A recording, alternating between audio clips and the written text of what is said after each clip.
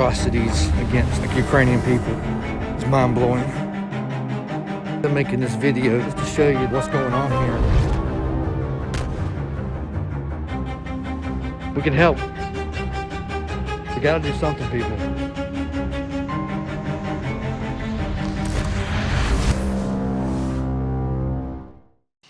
So after I start earning a little bit of trust from, the flat, and in the meantime, while I'm earning this trust, we're running some small missions just around Kyiv, picking up supplies at these warehouses, certain warehouses allocated for, I guess, military. And if you have all the right paperwork, which Mario did, you could go to these warehouses and pick up supplies for the military or the checkpoints or the communities that need these.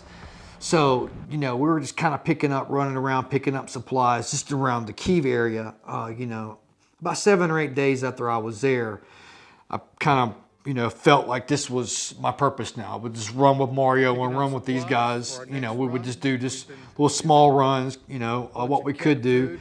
And I'll try to document later on, filming and documenting. At that moment, it just didn't seem like it was going to happen, to be honest. Because one, I felt that no one trusts me. So how can I talk to one and get someone to open up to me if no one trusts me?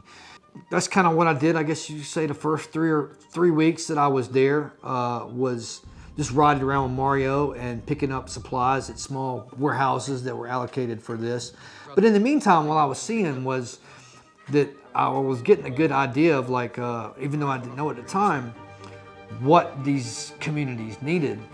So about 3 weeks in, after we went to Bucha, we went to, I don't even think we went fully into Bucha, because when we went to supply this one little area, the Russians had just left, like, within that day. And I think the fighting in Bucha was still, we could still hear it. It was still going on. So we didn't go all the way into Bucha that day. But going out that day, and we aided several small villages with milk and bread, aid, medicines. A lot of these, and I didn't film anything. Was you scared? What was it's pretty heavy. How was your feelings?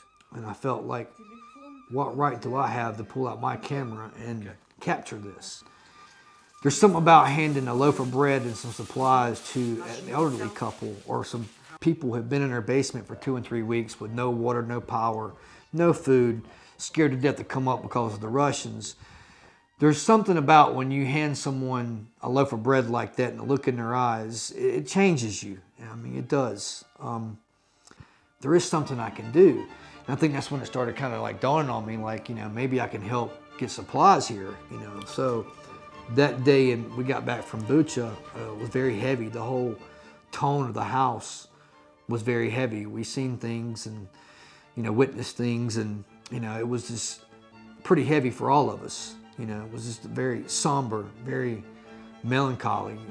I don't know, no one was talking. You could tell that we all had just experienced something that changed us. I started talking to several different people, that were bringing some supplies in. And at the end of my first month, I guess you could say I started creating some relationships with some of these people. Mario kind of pretty much told me, like, man, look, you're a very powerful storyteller and a filmmaker. You need to be more vocal. You need to start posting stuff. You need to start, you need to start being this filmmaker, I started kind of reaching out to people and creating this relationship, seeing what supplies needed to be there. And people started seeing my post on different social media platforms of all the things I were doing. So I started creating all these relationships of people coming from Belgium, France, and Germany, some people coming up from Romania, bringing supplies in. They did not know how to allocate them or get them to where they wanted to go once they got inside Ukraine. So I started creating these relationships and these friendships with people that we were eventually would end up meeting and help drive their convoys to areas to distribute supplies. That's but come to find out that most of those people who initially kind of started talking to me was under the impression that I was a spy or I was CIA or something like this. And what is this crazy American doing with these resistance fighters? And it doesn't make sense. So he has to be a spy or something. He's with these guys. So this is the guy we need to help. Yes. So next thing I know, I'm just like being, just waking up in the morning to just, literally, 20 or 30 texts, on Facebook saying, hey, wow, we love what you're doing. How can we help? We have some things to send. What do? We have money to give. Who do we give it to?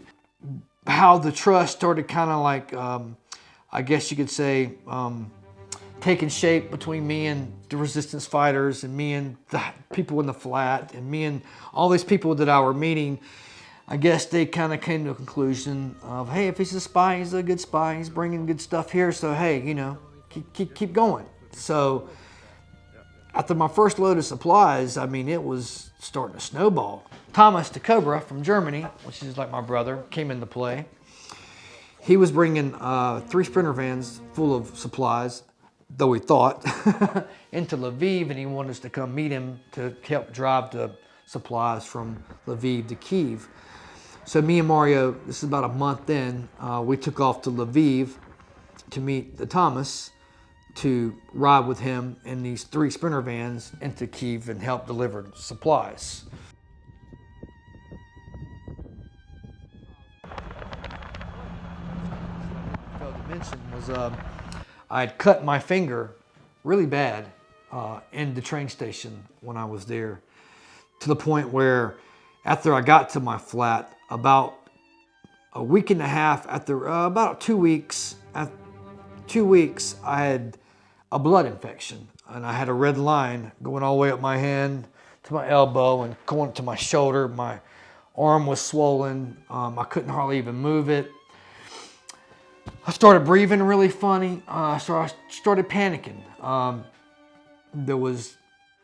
don't think there were hardly any places like clinics that were open. The main hospitals were mainly seeing the wounded soldiers, as I was told. So I talked to my ex-wife, and she's in Poland. She's in Germany, and she was like, how long will it take you to get to the border from where you're at to Poland? Me and my husband were coming to get you. I took a picture of my finger and my arm and told her I was breathing. I couldn't breathe. And she says, you probably got about 2 or 3 days before it really gets serious. And, this blood infection could kill you, Bryan. You need to take this serious. So after talking to her that night, I had to tomorrow morning to kind of make up my mind what I was going to do, either leave or stay. No markets open, kind of borderline eating once a day. This all of a sudden, it was like I was judging myself. I was like, I had many, existential crisis. So I finally got some antibiotics. I had to make a choice that night, either leave for Poland in the morning, because it would take me 2.5, 3 days to get back to the area to be even picked up by my ex-wife and her husband and go to the doctor. But that morning or that night, I knew if I left that every single thing that I came for was gone. I would have no footage. I would have helped nobody except some children at the train station and the people I gave all my food to in the train station. That's the only people I've helped at that point. And dropping some supplies off here and around Kyiv, and then going, I don't know. I just kind of felt like I was there to do more, and I kind of felt like I was, let down. I'm not really sure.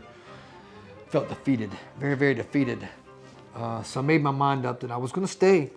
I felt it was that moment, kind of like Indiana Jones in The Last Crusade, where, you just got to take that leap of faith, step out into the nothingness and this hope that everything you're feeling has some kind of, that positive, something's going to work out. The universe works out in mysterious ways. You just got to have faith in that. And I kind of did, but at the moment when I made that choice, I really thought I was going to die, man, and so I made a decision to stay. And that afternoon we met another resistance group that had their own little doctor, and they had some antibiotics. Well, we thought we had some antibiotics. We had to because it was all Chinese medicines.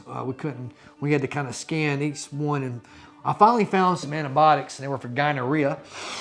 So, I popped these antibiotics for gonorrhea, and Man, I was on the up and up, you know. Next day, I could breathe better. And the next day after that, my red line was gone, the swelling was down, and I'm back. Woohoo! And I'm not gonna die.